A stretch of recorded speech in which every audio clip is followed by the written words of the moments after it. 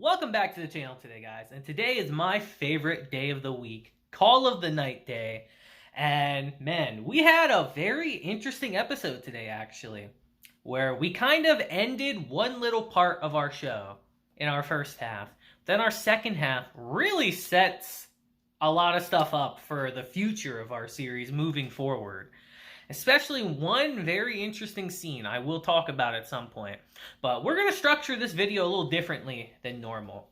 Because you guys normally know how I go through the entire video scene by scene and all that. But we're going to break this video down into two separate parts this time. We're going to cover the conclusion of last week's episode.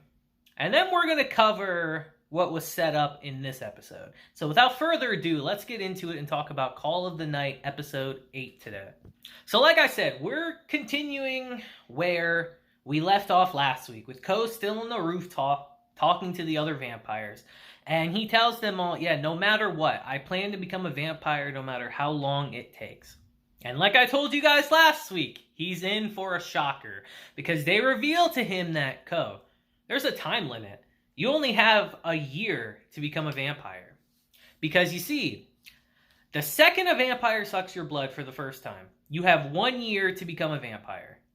Otherwise, after that, you're just not able to. It's not possible to become one. And Ko is kind of floored here. He looks at Nazuna like, why the didn't you tell me? Why didn't you tell me this important ass detail? She's like, I forgot. So now Ko is actually quite worried because he's on a time frame. And Nazuna sees this. She notices that. But she starts to act like nothing's wrong. Act like everything's normal, you know? So she wants to leave with Ko, but she notices something. She notices all the other vampires there having a good time, and the pain in the neck they've been. And let me tell you, this scene is absolutely intentional. Where she reminds Ko, oh yeah, remember what I promised you for doing that massage the other day for taking that client? He's like, yeah, what about that? And in front of everyone, she kisses him right then and there. And this was very intentional on her part. She deliberately did that in front of them, obviously. That definitely will shut them up for a while, let's just say that. And they fly off. And as they're flying away, Ko says, you know, you're pretty damn weird, even for a vampire, huh? But then he says, you know, I'm glad that you were the first one I met. And I love that they put this in the beginning of the episode, because this is a very important scene for Nazuna. That means so much to her, actually, that it's crazy. I don't think the anime even emphasized that scene as much as it needed to be. That was a very important thing for Nazuna to hear. And they fly off. But our boy Ko is in a pickle now, because he's very worried about how he's going to progress moving forward. He's like, man, now that I have a year, like, what do I do? Like, I'm on a time frame. Like, what if I'm not able to become a vampire? And he's talking to Akira about this, as he's telling her about the situation, now that she knows he only has a year. And he's stressing, like, damn, what do I do? What if I can't become a vampire, you know? Like, that could be a problem. Like, I want to, but now I don't know if I'll have enough time. And she tells Ko, like, I don't think you're understanding the situation of this, Ko. You're stressing about not being a vampire and only having a year to do so. What you really should be worried about is the fact that if you don't become one in a year, they're going to kill you. You're going to die. And Ko takes a second, he's like, wait a minute, you're right. Oh no, does that mean I have a year left to live? And he's a little stressed about that. So we transition a bit forward to where he meets up with Siri again from our previous episode. And he starts talking to her about his problems, albeit reluctantly, as he tries to run away, because after an experience like last week, do you blame him? After he was almost murdered? Can you really blame him? But he starts telling her his problems. Like, you know, I know what I have to do to become a vampire. I have to fall in love with her, and she has to suck my blood. But I don't... Like, what is falling in love? What does that even mean? Like, what is that? What does that really consist of? And Siri's overjoyed hearing that. In fact, it makes her want Ko's blood probably even more. Just the pure innocence of it all. You know, and she she offers him a little strategy, you know? And Ko takes it happily. And he goes and runs to Nazuna and says, Nazuna, let's go on a date. Which she absolutely refuses. That is not her thing at all. But Ko insists. So they go out and they start doing this little date plan because Siri, turns out, handed him a list of things that he needs to do on a date that would make it a good date. And he's taking Nazuna through all this, takes her to the movies and all that. And she absolutely hates that shit. She looks at Ko in the movies and says, why do you want me to hate you? Like, why would you take me to a rom-com? Like, I'm losing my sanity here. And he takes her to a cafe and all that. You know, typical, like, date stuff. But for Nazuna, this is, like, the worst thing ever. This is not what she wants in the slightest. And she even says, Ko, what's up with you? Did someone put ideas in your head? And Ko is, of course, like, no, that's not it at all. That's not it. But she's not stupid. She quickly deduces it, grabs the paper from him, and says, oh, it's Siri, huh?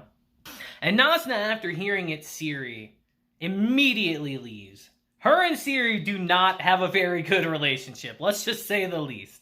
And she immediately leaves. And Ko goes back to his house, and he's dejected. He even says to himself, like, man, the feeling of failing your first date is, like, awful. I feel so defeated. And he's laying there depressed. And we transition over to Nazuna, who, you know, still has that slip of paper with her, funny enough. And she starts thinking to herself, like, you know, I'm hungry. And in the manga, actually, she looks at that piece of paper and it really influences her decisions. So she actually goes to Ko's house, knocks on his window, and says to Ko, like, you know, maybe it might be bad for you if we leave things how they were. So come on, let's go finish that last part of our date properly. Which was, if you remember, overlooking the city while having a meal. Keep that in mind. So Nazuna takes Ko out and they start flying around. And she asks Ko, like, Ko, what is a date anyway? If what you consist of as a date is everything on that piece of paper, we've already been on a ton of dates. We go on dates every night. So don't worry about that. Just be yourself and let's just have fun. That's what I find fun about you. And they start flying through the night doing that. And it's true. If you think about it, they've been on dates this entire time already. Ko's stressing about a date when they've constantly been on them already. And Nazuna sucks his blood in the air, having dinner with a view. And that's how our first half of it ends. Now let's transition over to Mahiru. Very interesting character, Mahiru. Now, after Ko has that conversation with Akira, actually, Akira ends up going to school the next day, and she's still pondering the conversation she had with Ko. And as she's doing that, she runs into our boy, Mahiru.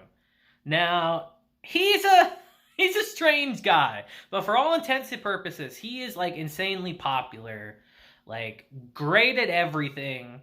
He's kind of like a person Ko idolizes in a way, because he's kind of like the opposite of Ko.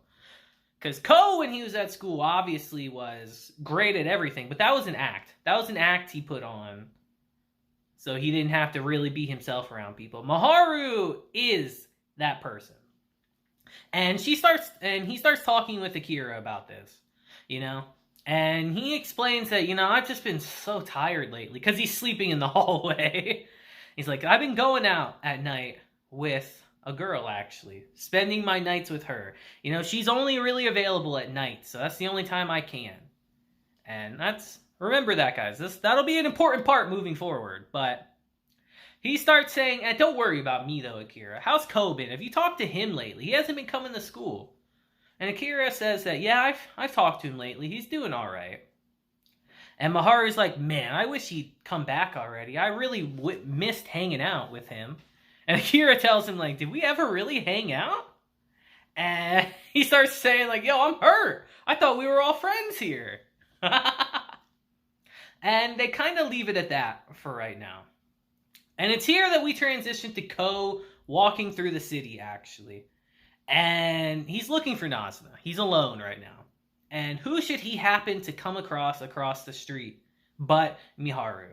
And Ko instantly recognizes him.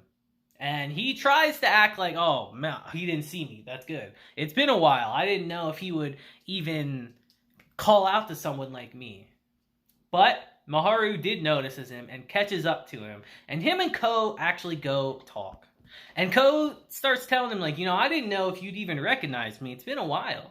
And Maharu's like, of course, man. Why would I not recognize you? We're friends. I'd recognize you no matter what. You give off a unique vibe. And Ko is super happy about this. Now, here's the thing with Mahiru. Ko doesn't understand things about friendship. But he understands now that Akira and Mahiru were always his friends. And his relationship with Akira is quite interesting. Because she's a girl, obviously. So Ko really has never known exactly how to act around her. But Maharu's different. He's a guy. And for a kid, having a guy friend is very important, actually, if you are a boy yourself. Just like having a friend that's a girl is important if you're a girl. There's just some things that having a guy friend makes easier and having a girlfriend makes easier. It's kind of hard to explain, actually. And he starts thinking about Mahiru after Mahiru tells him he's a friend of his. And he starts really naming off things about Mahiru, how everyone trusts him. He's good at sports. He's good academically. All the teachers believe in him, but he's not too serious. He's a relaxed kind of guy. He's, like I said, someone Ko idolizes. He really looks up to. And Ko feels kind of flattered that he's a friend. And he's someone that's really good for Ko as a character, honestly, too. As I was saying before. So Ko is actually very happy that he was called a friend. And while Ko and Mahiru are having this conversation, Akira actually shows up and says, yo, what is with this corny-ass conversation we're having right now? And the two of them start talking. And she catches Mahiru up on what's been happening with Ko. And he's like, you've been skipping school to fool around with a girl at night? She's like, yeah, Mahiru, chew him out a bit. But he can't do that. He's literally doing the exact same thing. In more ways than one. But all of a sudden, he asks Ko, like, what do you guys do? And he's like, we walk around, we hang out, we play games, all that kind of stuff. And then he asks Ko, like, do you have fun? And Ko says, hell yeah, I do. And this makes Mahiru smile a bit, actually. And just then he gets a text message on his phone saying, I gotta go. I gotta go meet up with someone right now. So I'll talk to you guys later. But as he's leaving, he says, thanks, Ko. You've kind of encouraged me a bit. And he leaves. And Ko goes to go find Nazuna after this situation. But before we get to that, Nazuna's walking down the street herself. And she's looking for Ko, actually. She can't find him. When all of a sudden, she notices two people on the other side of the street walking. One is Mahiru, and one is this other girl that's with him. The girl that he's been hanging out with at night. And I'll just say this. Nazuna recognizes her. She knows who she is. Infer what you want from that. And she says something a little strange in this situation. Where she says, wow, like, doing it with a younger person really is kind of illicit, huh? She asks herself that question. And it's here that Ko runs back into her. And, she actually grabs Ko's hand in this situation. They start walking down the street. And we see the parallels between Mahiru and the girl he's with and Ko and Nazuna as our episode ends today. And what can I really say? Mahiru and the girl he's with are going to be pretty important in the future. Let's just say that. I'm sure from what I've already said, you guys can already infer about this girl. Like, y'all aren't stupid, but I'm not going to flat out say it. So, you guys let me know what you thought of this episode. What do you think of Mahiru, as a character being introduced? We'll see a lot more of him in our show, believe me. But until next time, guys, this will be it for my episode today. You know, I wanted to try things a little different, kind of break things up and separate them a bit to see how it would flow. Also try to make the video a little shorter, which is still 15 minutes, so it is what it is. But until next time, guys, I hope you have a great day, week, month, and year. And until then, deuces, have a blessed day, and remember to smile, guys. Smiling is important. I'll see you guys next time.